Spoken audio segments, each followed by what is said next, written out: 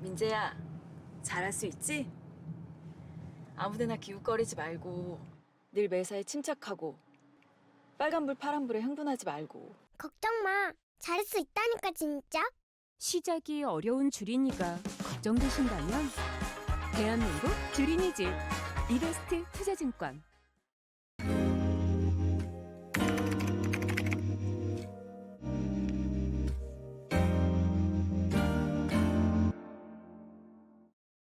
네, 안녕하십니까. 이론 리서치입니다.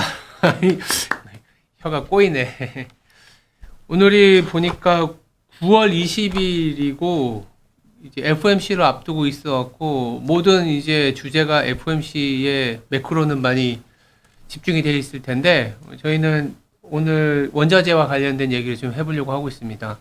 사실 FOMC와 관련된 얘기는 저희 어저께 이제 윤지호 센터님이랑 최광력 이콘 팀장하고도 많은 얘기를 했고요. 오늘은 이제 원자재에 대한 얘기들을 해볼 텐데 저희 최진영 연구원이 또 이렇게 인덱스를 뭐 후다닥이라고 하면 대충 쓴 것 같지만 그런 건 아니고 데이터에 대한 여러 가지 이제 고민들을 담고 원자재에 대한 얘기가 나왔길래 굉장히 중요하죠. 여기서 진짜 미친 듯이 유가가 올라가면 다 망하는 거기 때문에 제가 여기 어제 나온 자료인데 페이지가 무려 한 60페이지에 달하기 때문에 모두 할 수는 없고 제가 이제 어제 나온 자료라서 좀 봤어요. 보면서 좀 궁금하고 시장에서의 움직임들이 나타나고 있는 중심으로 질문을 드리면 좀 대답과 생각을 좀 말씀해 주시는 걸로. 첫 번째는 뭐 너무나 당연한 게 유가에 대한 방향성인데 지금 WTI가 그래도 막 어느새 막 80달러도 깨지려고 하다가 조금 거기서 좀 안정을 찾고 있는데 그 주요 논점은 이제 수요가 둔화되는 부분이었잖아요. 예. 계절성을 좀 많이 얘기하셨는데 그러면 계절성이 정말 영향이 있는 건지부터 시작해서 최근에 저는 어디 가서 잘 몰라서 하는 얘기이긴 한데 예전에 사우디가 OSP를 내렸다고 하길래 이제부터는 러시아하고 사우디의 경쟁 구도인가? 뭐 이런 식으로 얘기도 하거든요. 관련돼서 이제 최진영 연구원의 의견도 한번 들어보면서 유가 먼저 한번 체크해 볼게요. 예, 말씀해 주세요. 네, 뭐 유가를 갖다가 말씀을 드리자면요. 결국에는 지난번에 우리가 방송을 통해서 말씀드렸던 부분의 연장성산에서 좀 말씀드리면 될 것 같아요. 네.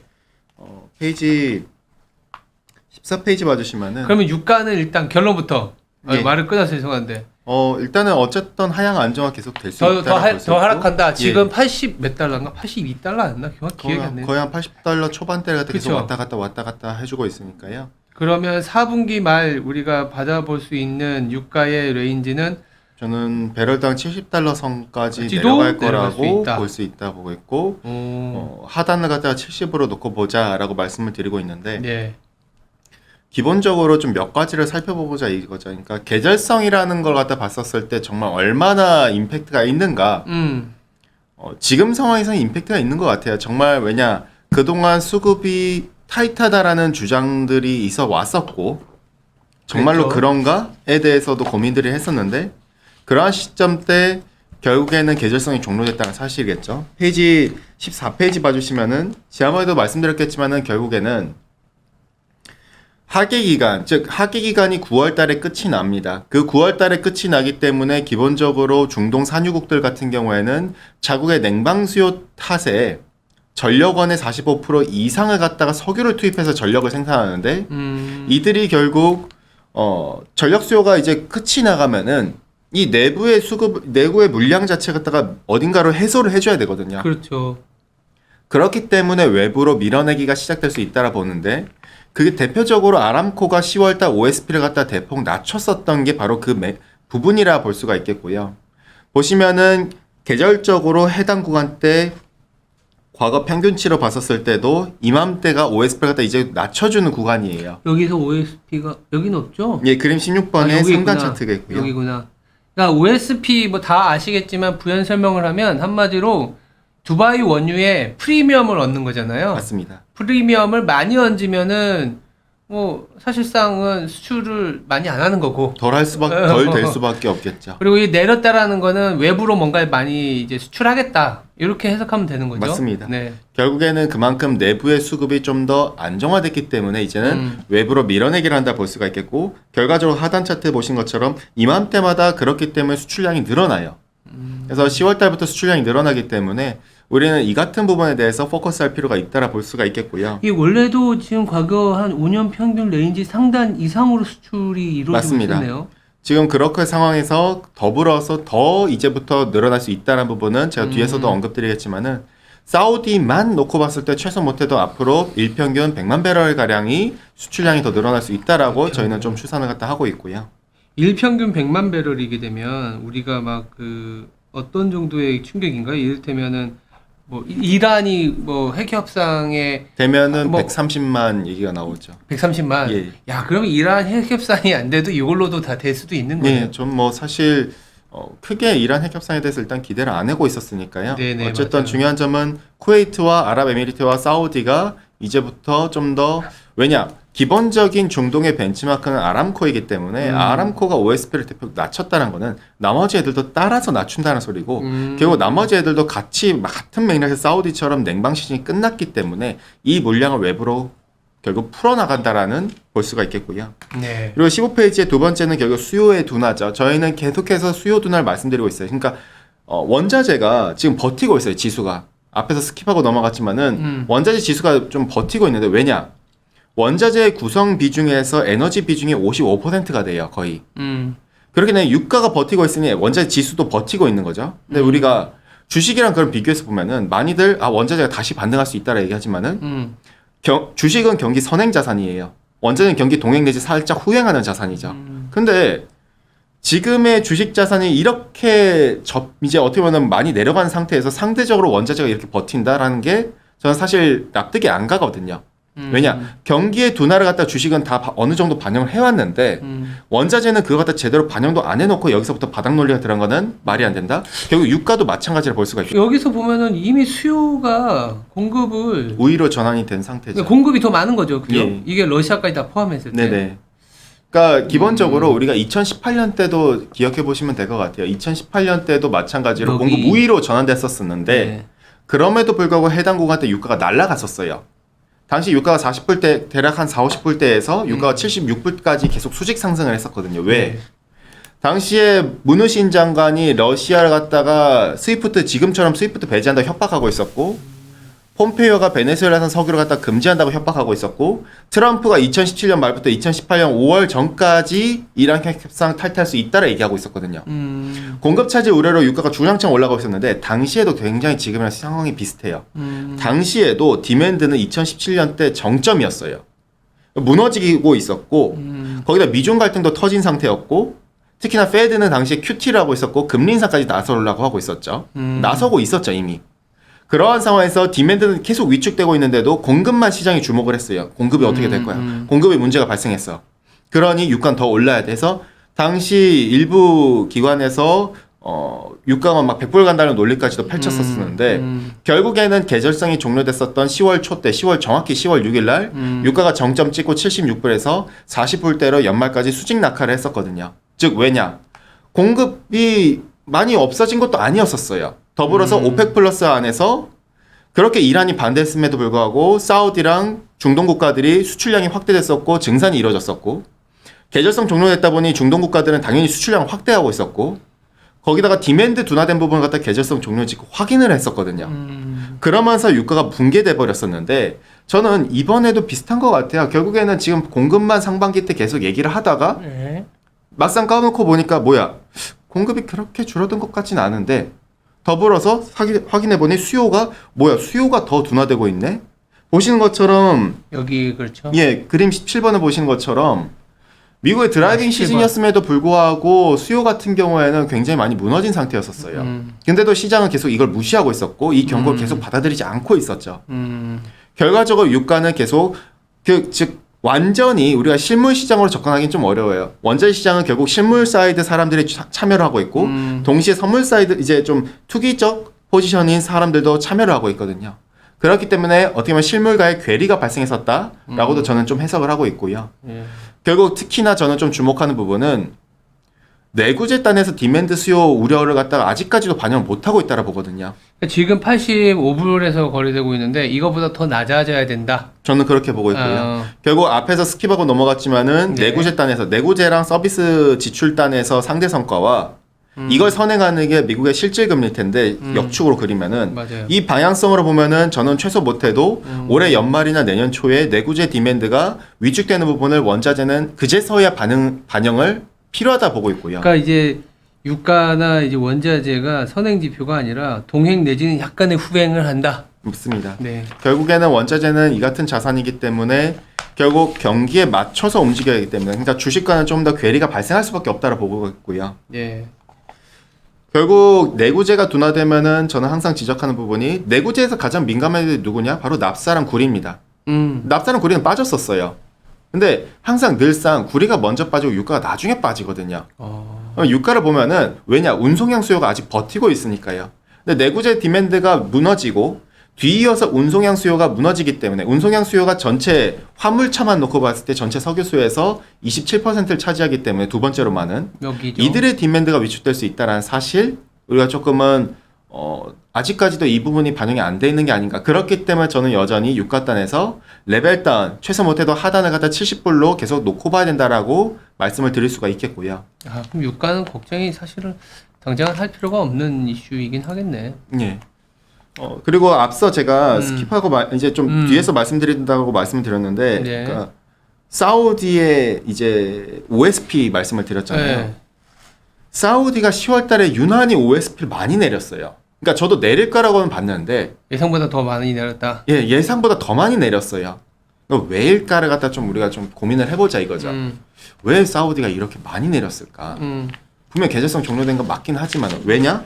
그림 22번에 봐주시면은, 그러니까 먼저 21번부터 보시면은 네. 제가 지난 5월달 하반기 전망을 통해서도 말씀드렸다시피 블록화 시대로 빠르게 진행되고 있습니다. 에너지 시장은 석유도 그렇고 천연가스도 그렇고 두 개의 시장으로 쪼개졌어요.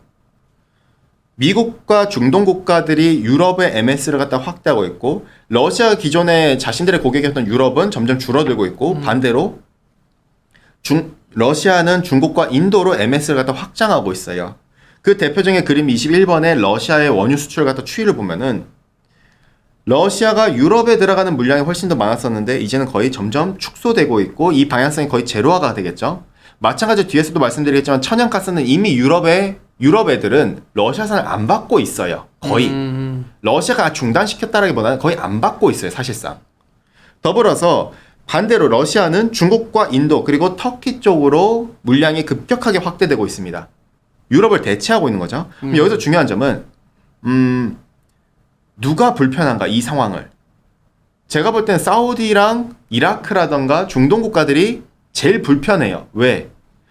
사우디 아람코만 놓고 보면은 아람코의 최대 고객은 아시아 국가들이에요. 중국, 동아시아, 인도. 그쵸. 동아시아 국가들. 중국, 인도, 한국, 일본, 싱가포르. 대표적으로 동아시아의 최대 석유 소비국인 이 5개 국가라 볼 수 있는데 특히나 중국과 인도 같은 국가들은 성장성도 높아요. 유럽보다도 석유 수요에 있어서 성장성이 더 높은 나라들이죠. 근데 이들 딴에서 MS를 자꾸 러시아가 뺏어가는 거나 다름없어요. 그러면은 기본적으로 사우디는 당연히 여기서부터 오펙 플러스 안에서 연대는 하고 있지만은 결속력이 약해질 수밖에 없다라는 논리가 있고요. 그렇기 때문에 그림 22번 보시면은 이거는 사우디의 원유 수출을 역축으로 돌린 겁니다.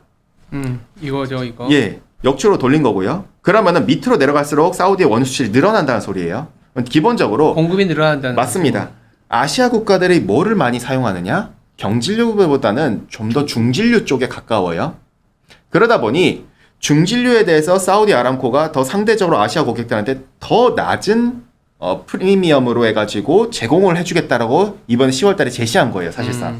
그러면은 아시아에서 MS를 방어하겠다는 차원이죠. 그렇게 본다면은 수출이 더욱더 밀어내게 된다면은 최소 못해도 여기서 지금 레벨에서 100만 배럴 가량은 일평균 100만 배럴 가량은 더 확대될 수가 있겠고요. 그렇게 본다면은 결국 이 같은 MS 단에서의 경쟁이 심화될 수 있다라는 측면일 테고, 근데 두 번째로 러시아도 MS 시장이 더 러시아의 행동을 최근에 보고 중국과 인도의 행동을 보면은 이 MS 경쟁이 더 가열될 거라고 저는 봐요. 왜?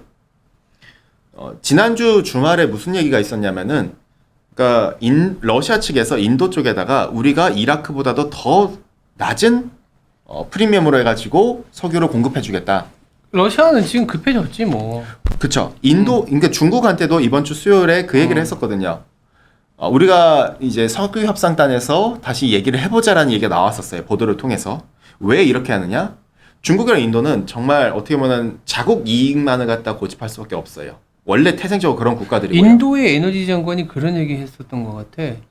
어디서 수입하는 게 중요한 게 아니라 우리 국민들이 더 낮은 가격에 에너지를 쓸 수 있는 게 중요하다. 그쵸. 그러니까 중국과 인도가 요 최근에 보면은, 그러니까 앞서 제가 페이지 27페이지에 그림 21번에서 말씀드린 것처럼 러시아에서 비중이 더 확대되고 유럽을 대체하고 있다라 말씀드렸잖아요. 네. 그러면 궁극적으로 연말까지 12월 15일부터는 유럽은 러시아산을 갖다가 아예 전면 금지를 해요. 그러면은 이제 이 물량만큼을 중국과 인도가 받아가겠죠. 근데 중국과 인도는 이제는 자기들이 협상력이 더 우위에 있을 수밖에 없어요. 맞아요. 그러니 싸울 것도 있으니까. 그렇죠. 그렇기 때문에 가격단에서 협상력이 더 올라가니 당연히 러시아한테 더 낮은 그러면은 프리미엄을 갖다가 제공하라라고 얘기할 수밖에 없어요. 오케이. 이렇게 되면 원유 시장에서는 이제는 수요보다 수요는 뭐 긴축으로 인해서 가만히 앉아 있어도 계속 줄어들고 있는데 공급은 계속 늘어난다. 맞습니다. 그러니까 유가는 지금 85달러에서 상방을 볼 게 아니라 오히려 하방을 보자. 저는 좀 그렇게 이 정도로 보거든요. 보면 될 것 같고 이렇게 얘기 듣다 보니까 러시아는 이제 뭐 저는 개인적으로 러시아는 내년에 굉장히 크게 위기가 온다라고 보는 사람인데 러시아 하니까 생각나는 게 천연가스거든요. 그러니까 이렇게 수세에 몰리면 유럽을 어떻게 보면 그 레버리지 효과로 천연가스 갖고 장난질을 할 수 있는 거 아니냐 이런 얘기들이 나올 수 있거든요. 왜 이 원유 시장과 최근에 전황이 불리해지니까 천연가스 갖고 이제 연말 난방 수요를 이 변동성을 자극시키면 또 러시아가 헤게몬을 잡을 수 있다. 그게 가능한지 그 천연가스로 자연스럽게 넘어가도 될 것 같거든요. 천연가스에 대한 전망과 아니면 지금 러시아가 정말 보복을 했을 때 이제 진짜 천연가스가 튈 수 있을지. 예. 그 부분과 관련해서 이제 보복 얘기가 말씀드려가지고 물론 이제 가스 가격 상한제 같은 건 완전히 이제 철회될 흐지부지하게 될 것 같은데, 근데 지금 러시아가 주목하는 부분은 G7의 이제 원유단에서 가격 상한제죠. 원유 가격 상한제를 하면은 천연가스건 원유건 정유 제품이건 상관없이 에너지 공급을 갖다 그 해당 국가에 중단하겠다라고 협박을 했어요. 근데 이제 기본적으로 근데 저는 좀 약간 이런 생각도 들어요. 러시아가 자기들의 재정단에서 벌어들이는 돈의 거의 한 60% 가량 갖다 에너지예요. 지금 재정 지출 전쟁 때문에 재정 지출 압박이 큰데 그걸 감당할 수 있을까에 대해서는 좀 약간 좀 의구심을 가지고 있고. 그러니까 저도 동일한 생각인 게 지금 안 그래도 우리 돈은 계속 나가야 되는데 돈을 파는 데는 계속 줄어들고 있고 여기서 근데 만약에 더 전쟁을 일으킨다? 러시아 지금 붕괴될 것 같거든. 그래서 전 좀 그렇게 보면은 좀 이 부분에 대해서도 그 부분은 좀 아닌 것 같고 이것 때문에 뭐 이제 러시아가 보복성을 감산할 수도 있다라고 얘기하는데 그렇게까지 그리고 감산을 하더라도 그렇게 시장에 크리티컬한 임팩트를 이제는 줄 수 있는가? 이제 완전히 단절돼 버린 상태는 다름없거든요. 러시아가 점점. 이제는 키를 그러니까 작년과 지금의 시장이 다른 색깔인 거죠, 완전. 연초보다. 예, 연초랑 완전히 다른 색깔인 거죠. 그래서 이제는 러시아는 이제 아예 생각도 안 해야 되지 않나. 쟤네들은 그냥 이제 망하고 있는 푸틴 어딘가에서 갑자기 목이 날아갈 수도 있어. 어쨌든 중요한 점은 러시아는 이거와 관련해서 G7의 원유 가격 상한제 얘기가 이제 합의가 됐다라고 얘기가 뜨자마자 바로 노드스트림 1에 대해서 유럽으로 들어가는 물량을 중단했다는 얘기가 나왔고 일각에서는 다시 유럽의 난방 시즌 앞두고 TTF 가격, 천연가스 가격이 다시 연고점을 갖다가 돌파할 수도 있다라는 주장들을 해요. 이것 때문에 유럽이 더 망가질 수 있다라고. 근데 저는 지난 8월 달에도 주간 보고서를 통해서 말씀을 드렸고 9월 초에도 말씀드렸다시피 그렇게 되기는 어렵다. 그러니까 저는 좀 이것 때문에 뭐 유로화도 더 약해질 것이고 유럽은 완전히 붕괴될 것이라고 얘기를 하는데 과연 그럴까? 저 역시도 하반기 전망 때 경기 둔화가 가장 큰 국가가 무엇인가 봤을 때 저는 유럽이라고 받긴 했지만은 시장에서 주장한 것만큼 그 정도로 최악이라고 보진 않거든요. 오케이. 그래서 페이지 20페이지에 그림 25번을 봐주시면 될 것 같아요. 정말 러시아의 이 같은 유럽에 대한 제재 이 영향력이 큰가? 근데 그림 25번 봐주시면은 이게 러시아가 유럽으로 들어간 천연가스 이제 물량입니다. 여기에 터키 거는 뺐어요. 제가 가스관을 일부러. 왜냐? 터키는 러시아랑 지금 관계가 정말 좋아요. 그래서 그냥 물량이 안정적으로 기존대로 돌아가고 있어요. 그러면 일단 본격적으로 이제 터키를 제외한 애들 갖다가 따로 놓고 봤었을 때 이미 러시아산은 유럽에서 제로화된 거랑 다름없어요. 여기 차트 요거 예. 지금. 그러니까 작년하고 그러니까 올해 초하고 지금하고 비교를 해보자 이거죠. 작년하고도 비교해도 돼요. 그러니까 러시아산이 없어지면 어떻게 라는 식의 생각이 작년이나 올해 초 기준이라면은 지금은 원래 없잖아. 이게 돼버린 거예요. 그렇기 때문에 여기서 중단해도 애시당초 물량도 원래 적게 들어왔기 때문에 크게 의미가 없다는 사실이고 그림 26번에서 보시는 것처럼 러시아산을 유럽은 물론 러시아산이 줄어들긴 했어요. 수입량이. 근데 전체 유럽의 이제 수입량 추이로 보면은 LNG가 그거 갖다가 극복해주고 있어요. 물론 이제 LNG를 갖다 사용하기 때문에 유럽의 TTF 가격이 과거처럼 돌아가긴 어려워요. 왜냐? 생산 단가 측면에서 값싼 PNG 쓰다가 값비싼 생산 단가 높은 LNG로 전환했기 때문에 과거로의 가격은 회귀할 수가 없겠죠. 다만 지금에 있어서 천연가스 공급이 부족하다는 논리 때문에 더 올라간다는 논리는 전 좀 안 맞다라 보고 있고요. 특히나 그림 27번 봐주시면은 유럽의 천연가스 재고가 계속 쌓여가고 있어요. 이렇게 본다면은 LNG를 통해서 대체가 계속해서 충분히 되어주고 있다는 사실이겠죠. 이것도 뭐 하면은 또 3개월밖에 안 된다. 뭐 이런 얘기인데 아까 러시아가 가스를 잠그더라도 3개월 이상으로 수급받을 수 있는 데가 많다. 이렇게 이제 받아칠 수가 있는 거네요. 그렇죠. 그래서 그림 28번을 봐주시면 특히나 이거에 있어서 러시아한테 이제 유럽한테 주요 공급해주는 세력이 바로 미국이겠죠. 네. 미국을 보면은 제가 예상한 것과 조금은 다르게 프리포트 LNG 터미널의 재개 시점은 조금 더 딜레이 됐어요. 그렇기 때문에 아직까지 수출이 완전히 열리지는 않았지만은 근데 중요한 점은 미국의 신규 캐파가 원래 9월 말에나 이제 가동 예정이었던 터미널 신규 캐파가 8월 말대로 조기 가동이 돼버리면서 미국의 수출량이 다시 또 조금씩 다시 올라가기 시작하고 있어요. 그러면은 기본적으로 미국은 계속 유럽 쪽으로 밀어내게 한다는 소리겠고 더불어서 이것과 조금 추가로 말씀드리자면은 이제 많이들 그 얘기를 해요. 러시아 없이는 유럽이 더 이상 천연가스 받을 데가 없다. 근데 LNG 앞서 말씀드린 대로 미국이 보여줬고 두 번째, 근데 터미널 측면에서 신규 캐파가 미국 말고는 사실 별로 없다라는 주장이 있어요. 근데 맞아요. 카타르가 2026년에나 신규 캐파 가동이기 때문에 터미널이 제한적이에요. 해상을 통한 공급이 그만큼 제한적이라는 소리죠. 그러나 공급자만 보면 안 돼요. 그러니까 지금 우리가 공급자만 보고 수급을 갖다 논하려고 하고 있어요. 즉 카타르 그리고 호주, 미국, 러시아 이렇게 일부 국가만 놓고 보고 공급을 갖다 논하고 있는데 추가로 저는 재밌게도 인도랑 중국을 더 추가로 해야 된다고 봐요. 인도하고 중국. 왜냐면은 인도랑 중국은 앞서 제가 말씀드렸잖아요. 자국의 이익을 더 중요시하는 국가들이라고. 뭐 어디나 그렇죠. 그렇죠. 특히나 근데 동맹도 어느 정도 동맹의 손해를 갖다가 자기들은 그러니까 러시아에서 가스를 수입하는 거를 맞습니다. 그러니까 요 8월 말 때 계속 그 얘기가 나왔을 거예요. 중국이 러시아산 PNG를 갖다 받아다가 액화시켜가지고 LNG를 갖다가 유럽한테 팔고 있다. 이 보도가 계속 나왔을 거예요. 즉 실제로 공급이 막혔다 하지만 막힌 게 아니라는 사실이죠. 석유도 마찬가지예요. 러시아에서 인도가 계속 원유를 받아다가 정유 제품을 만들어서 어딘가로 수출하고 있다는 얘기가 계속 나와요. 이거는 사실 지난 5월 달부터 계속 얘기가 나왔던 얘기예요.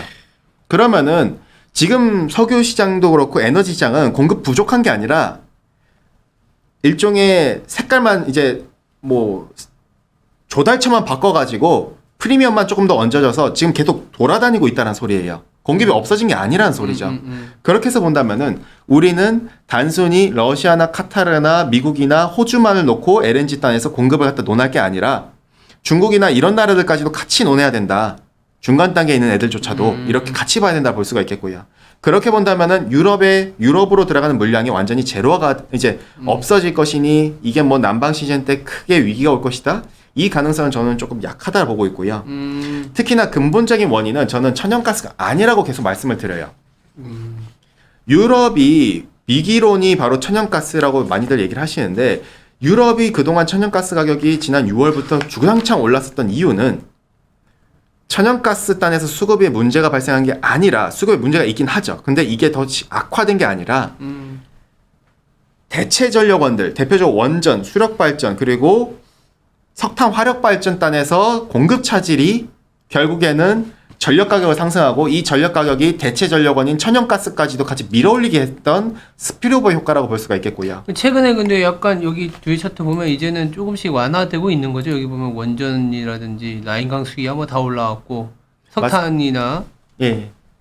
그러니까 결국에는 저는 이건 것 같아요. 계절성이기 때문에 결국 기상이변 이슈 탓에 특히나 이번 학기 기간이 더 더웠던 건데 유럽이 근데 결국 계절성은 9월 달에 종료가 돼요. 9월 말에. 그러면은 당연히 수위는 다시 개선될 것이고 예. 하천의 수위라든가 이런 것들이 개선되면은 당연히 수력발전단에서 그리고 원전도 하천에서 물 끌어와서 냉각수를 활용하는데 원전도 가동이 완전화될 것이고 더불어서 석탄 역시도 마찬가지로 독일 같은 경우 라인강 통해서 연료탄을 갖다 선적해서 끌어오는데 이건 역시도 조달이 안정화된다면은 전력단에서 회복되는 그림들이 나와주겠죠. 그렇기 때문에 저는 이번 난방 시즌 때 뭐 천연가스 때문에 뭐가 문제가 된다? 저는 그렇게 않게 일단 보고 있고요. 장기적으로 본다면은 특히나 그렇기 때문에 유럽은 더더욱 원전단에서 강조할 것 같아요. 이미 그렇게 하고 있죠. 지난 저희가 하반기 전망을 통해서 5월 달에도 유럽은 더 이상 신재생 에너지만의 독주로 갔다가 탈원전을 고설 수 없다. 왜? 자기들은 이제 에너지 안보가 중요해진 시대에서 결국에는 자국의 에너지 안보를 위해서 신재생도 하되 원전을 갖다가 할 수밖에 없다라는 걸 인지하게 됐다. 왜? 그동안의 탄소 중립과 그다음에 친환경 정책과 탈원전의 그 기반은 저유가와 낮은 천연가스 가격을 갖다 기반으로 해서 설정된 모델이었는데 정책 모델이었는데 이게 다 어그러져 버렸거든요. 사실상 불가능하다라는 것 같다가 왜 애시당초 정책을 짤 때 고유가라든가 이걸 감안을 안 하고 만들었었으니까요. 그렇기 때문에 원전을 통해서라든가 장기적으로 어떻게든 대체하려 하는 또는 노후 원전을 좀 더 연장하려 하는 이 같은 방향성은 더욱더 뚜렷해질 수밖에 없다라 본다면은 유럽이 난방 시즌 때 더 심각해진다라는 가능성은 저는 제한적이라 보고 그렇기 때문에 TTF 가격은 조금 더 추가적으로 안정화가 저는 가능할 것이다. 과거로의 회귀는 불가능하지만은 왜 PNG에서 LNG의 전환이기 때문에 다만 어쨌든 안정화는 여전히 농후할 수 있다라고 보고 있고요. 이렇게 보면은 프랑스가 호재네. 프랑스 원전 수출하고. 그렇죠. 프랑스는 전력 거기다가 기본적으로 유럽에 전력 수출하는 에너지 나라니까요. 때문에 유로화 약해졌는데 프랑스의 명품 회사들은 유로화 혜택 받고. 프랑스가 괜찮아요. 그러니까 어떻게 보면 지금 이번 주에 FOMC 지나고 미국의 긴축의 어떤 정점을 보게 되면 유로화가 좀 반등을 해주면서 유로화가 이제는 좀 사야 될 타이밍이라는 에너지 시각적인 부분에서 나오네. 그러면 이제 여기 좀 길어지고 있으니까 자, 천연가스하고 에너지 이게 보니까 이제는 시장에 굉장히 고민을 안겨주는 우리의 어떤 하나의 리스크였는데 이제는 리스크는 아닌 것 같고 그러면 지금 투자적인 관점에서는 천연가스나 에너지에 투자하는 건 좀 별로라고 보는 건데 그러면 지금 담당하고 있는 것 중에 어디에 좀 투자하면 괜찮은지. 저는 일단 원자재 섹터로 구분하자면은 당장 뭔가 매력적인 애들 보면은 일단 천연가스단에서는 헬리어브가 매력적으로 보이고요. 왜냐 헬리어브는 지금 미국의 냉방 시즌이 끝났기 때문에 10월 전까지는 그냥 주구장창 빠질 수밖에 없어요. 빠지던가 조정이 계속 발생할 수밖에 없어요. 왜냐 수요가 공백기니까요. 근데 이 유럽 수요가 있으니까. 그렇죠. 유럽 수요가 있고 그리고 헬리어브 난방 올라간다. 시즌이 들어가니까 자국단에서의 난방 수요와 그 다음에 미국으로 들어가는 유럽으로 들어가는 물량 덕분에 다시 또 11월 달에 헬리어브는 상대적으로 좋을 수가 있겠고. 그 내가 얘기했던 결국은 헬리어브 올라가면서 TTF 빠지면서 스프레드가 줄어드는. 맞습니다. 그런 게 발생하는. 그 방향성일 테고 연말에는 특히나 결국 원자재는 경기 동행 내지 후행 자산이기 때문에 경기가 둔화되는 부분을 갖다가 반영을 갖다가 뒤늦게야 더 많이 할 수밖에 없어요. 그렇게 본다면은 오히려 저는 매력적인 자산이 금이 될 수 있다라 볼 수가 있겠고요. 결국 디플레이션이 올던 말던 그걸 떠나서 우려에 대한 부분이 있기 때문에 디플레이션 해지 차원에서 라고 볼 수가 있겠고요. 저도 비슷한 생각이에요. 저도 비슷한 생각인 게 실질 금리가 올라가면서 다 작살났잖아. 예. 근데 다 작살난 이후에 나는 인플레이션 압력보다 이제는 디플레이션 압력에 대한 고민을 해야 되고 건들락인가? 예. 그 사람도 이제는 디플레이션에 대한 고민을 하라고 하더라고. 그래서 그러니까는 금리가 높은 수준에서 이제 물가가 쭉 내려가기 시작하면은 이거 어떻게 되냐? 디플레 압력이 높아진다고 볼 수 있기 때문에 그런 측면에서 금 예. 그리고 또 예. 장기적으로 보면은 중국에 상장되어 있는 비철금속 관련된 기업들보다는 미국에 상장되어 있는 비철금속 관련된 기업들이 더 매력적으로 보여요. 중국보다 미국 예, 왜냐면은 비철에서도 제가 지난 주간 보고서를 통해서 미국의 인플레이션 감축법인 IRA가 어떻게 보면은 이게 인플레이션 감축 의도이긴 하지만은 철저하게 중국을 배제하는 정책이고 그럼 미국과 FTA 체결한 즉 국가들과의 공급 연대이기 때문에 즉 네. 프렌드 쇼어링이기 때문에 네.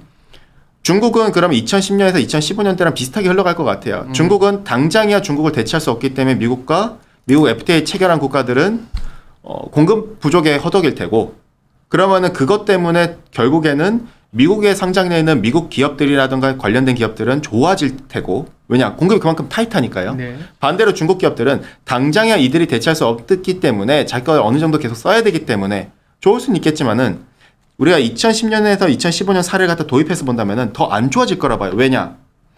2010년에 무슨 일이 있었냐면 2011년 때 오바마가 피보트 아시아 선언하고 중국에 대한 의존도를 다 줄이려고 해요. 그러면서 리쇼어링 얘기가 나왔고 법인세 낮춰주고 독일도 인더스트리얼 4.0인가요? 그걸 하면서 법인세 낮춰주고 일본도 아베노믹스를 해가지고 법인세 낮춰주면서 생산 캐파를 올려요. 그러면서 무슨 문제가 발생했느냐? 중국 이외 지역에서 공급 캐파가 자꾸 늘어나요. 공급이 부족하니까 중국에서 대체를 갖다 하려 하니까 중국 외부의 지역에서는 캐파가 늘어나는데 중국 내의 캐파는 그대로 있는 상황에서 캐파가 늘어나니까 중국 내의 것들은 잉여 캐파가 발생한 것이죠. 그러다 보니 2014년 때 중국은 태양광 기업 최대 기업이 부도가 나버리고 공급 과잉 때문에 알루미늄 기업들이 부도가 나기 시작하고 철강 기업들이 불가피하게 M&A까지 가게 되면서 공급 과잉 때문에 나중에 공급 사이드 개혁까지 2016년 때 하게 됐었던 악재 조건이 형성되는데 즉 그렇기 때문에 앞으로 장기적으로 보면은 미국에 상장되어 있는 지금 당장 모르겠어요. 어쨌든 원자재가 추가적인 하방 압력에 노출되면은 메탈 관련된 기업들도 다 디스카운트 되긴 하겠지만은 장기적으로 앞으로 5년을 본다면 저는 미국에 좀 더 상장되어 있거나 호주에 상장되어 있는 디스카운트가 된 이후를 본다면은 디맨드가 연말에 이들 지역에 상장되어 있는 메탈 관련된 기업들 즉 배터리에 공급되는 메탈 관련 기업들이 좀 더 좋아 보이지 않겠는가 이렇게 좀 보고 있고요. 오케이. 그리고 한 가지 이제 궁금한 게 어제 미국 시장에서 모자이크나 CF 인더스트리 같은 비료주들이 좀 올랐거든요. 예. 곡물가와 관련이 있는 거예요? 아니면 왜냐면 한 기업이 오른 게 아니라 다 같이 올라갔고 일단은 올랐었던 원인을 살펴보면은 사실 좀 곡물 가격이 또 다시 칠 수 있나? 저는 일단 이미 조금씩 반등해주고 있고요. 네. 일단 제가 예상한 대로 하반기 전망에서 예상한 대로 8월에서 10월 달은 결국에는 수확 시즌에 들어가고 근데 아시다시피 3월에서 5월 달에 파종 때 라니냐 연장되고 비료 제대로 못 뿌려가지고 영양분 부족해지면서 8월에서 10월 달에 곡물들이 곡물의 생산 가이던스는 변화는 없었는데 잠깐 우수 등급이 빠져버리면서 이것 때문에 곡물이 한 번 더 반등이 이루어지고 있거든요. 물론 러시아 이슈도 있긴 하겠지만은 더불어서 33페이지에 근데 문제는 저는 내년이라고 봐요. 내년에? 그러니까 앞서 모자이크 얘기를 하셨었는데 그림 49번을 봐주시면은 결국 비료 관련된 기업들이 왜 이가 나왔느냐? 비료의 원료가 무엇인가? 즉 질소계 비료, 그러니까 질소계 비료는 보통 옥수수나 소맥 그리고 원면 이런 애들이 보통 많이 사용합니다. 네. 근데 질소계 비료의 원료가 바로 석탄인 무연탄이라던가 내지는 천연가스거든요. 근데 이들이 결국에는 그림 49번에서처럼 상단 차트에 그러니까 둔화되는 건 맞아요. 앞으로 레벨 자체가 제가 앞에서도 말씀드렸다시피 레벨 자체가 높아요. 이거는 받기가 상당히 어렵거든요. 그러니까 레벨이 높아서 여기 써놓은 것처럼 유럽의 공장들이 돌리기가 쉽지가 않다. 그렇죠. 가동률 자체가 70%가 다 셧다운돼 버렸거든요. 당연히 유럽 같은 경우에는 특히나 이 비료 만드는 기업들의 생산 마진이 마이너스 톤당 마이너스 $1,000까지 가버렸어요. 그러면은 얘들은 그냥 생산을 못한다라는 소리예요. 생산하면 할수록 마이너스다. 그렇죠. 그렇기 때문에 최근에 하단 차트에 비료 가격의 반등이 이루어진 것이고요. 네. 그러니까 TTF 가격이 여기서 저는 진정된다 보더라도 레벨 자체가 여전히 높다라고 말씀을 드렸잖아요. 과거로 돌아가긴 어렵다라고 아예 과거로 돌아가긴 이전에로 평소대로 돌아가긴 어렵다라고요. 그렇게 본다면은 비료는 근데 지금 날아가는데 문제는 이것 때문에 뭐 모자이크 애들도 움직였을 수도 있는데 예. 문제는 그건 것 같아요. 하필이면은 9월부터 12월이 무엇이냐. 작년이랑 우리가 좀 오버랩되지 않아요? 작년에도 제가 10월 초 때 주간 보고서를 통해서 곡물 대란을 갖다가 조심하자. 비료 때문에 라고 분명 보고서를 썼었습니다. 이번에도 같은 맥락인 거예요. 하필이면 이때가 파종이에요. 이제 또. 네. 북반구 지역에 파종이 집중돼 있는데 페이지 32페이지에 제가 표 이번에도 넣어놨지만은 이제 파종에 들어가는데 이 파종 시즌 때 비료는 지금 날라가 있죠. 근데 하필이면은 또 페이지 34페이지 그림 51번에 라니냐가 또 연장되고 있어요. 기후 쪽에. 예. 그러니까 파종을 해야 되는데 비료는 비싸져 있고 거기다가 라니냐까지 겹쳐 있으니 우리가 수확을 하는 시기를 감안했을 때는 가격이 튈 수 있다. 그렇죠. 이제 지금 튄다기보다는 제가 볼 때는 못해도 결국에는 곡물은 원자재 안에서 그 주기 때문에 네. 굉장히 좀 어떻게 보면은 계절성이라든가 이런 주기성이 굉장히 뚜렷하기 때문에 당장 어떻게 발휘되는 건 아니고요. 예. 결국에는 수학 이제 작황 우수 등급이라든가 공급 가이던스 같은 게 움직이는 내년 2월이나 3월 달에 가격의 반등 가능성이 더 농후해질 거라 보고 있고요. 그러니까 지금 여기서 가격이 수확 시즌 마치고 진정된다 하더라도 한 번 더 튀는 그 구간이 연장될 수 있겠구나. 물론 이번 라니냐가 예상보다 이 전년보다 좀 약할 수는 있다고는 해요. 강도 자체는. 근데 중요한 점은 어쨌든 라니냐가 연장됐다는 사실에 주목을 해야 돼요. 라니냐가 강도가 약하다는 거는 강추위가 예상보다는 북반구 지역에 약하다는 소리겠지만은 어쨌든 그 연장은 착황에 있어서 안 좋은 효과를 주거든요. 이례적으로 3년 연속 연장된 라니냐가 결국에는 이번 파종 시즌 때 연장이 되고 그 다음에 어떻게 보면은 육성기인 내년 1월 올해 12월에서 1월로 넘어가서 이때도 계속 연장이 돼 있다면은 당연히 곡물단에서는 2월과 내년 3월 달에 작황 우수 등급이던 공급 가이던스든 빠진다면은 가격이 진정됐다 다시 또 튈 수가 있겠죠. 그래서 이 부분은 저는 약간 좀 조심을 하자 정도로 보시면 될 것 같고. 그러니까 곡물에 대한 것도 있지만 비료 자체는 이제 공장이 돌리는 부분들에 대한 얘기도 있구나. 맞습니다. 알겠습니다. 짧은 시간에 많은 내용을 담으려다 보니까 다 못 담은 부분도 있는데 저희 자료 홈페이지에 올라가 있고 여러 이제 루트를 통해서 원자재 시장에 대한 얘기는 저희들이 많이 해와서 결론부터 말씀드리면 에너지와 천연가스로 비롯됐던 올해 내내 우리를 좀 고민하게 했던 이슈는 이제는 사실 조금은 안 쳐다봐도 된다. 이렇게 보면 되겠죠? 예. 네, 알겠습니다. 그럼 여기서 좀 정리하도록 하겠습니다. 함께 고민하시죠.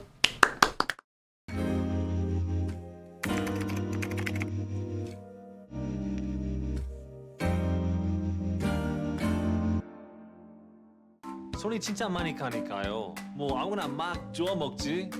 감정 조절도 안 되지. 뒤를 따라서 우리는 모욕하지. No, no, no, no, no.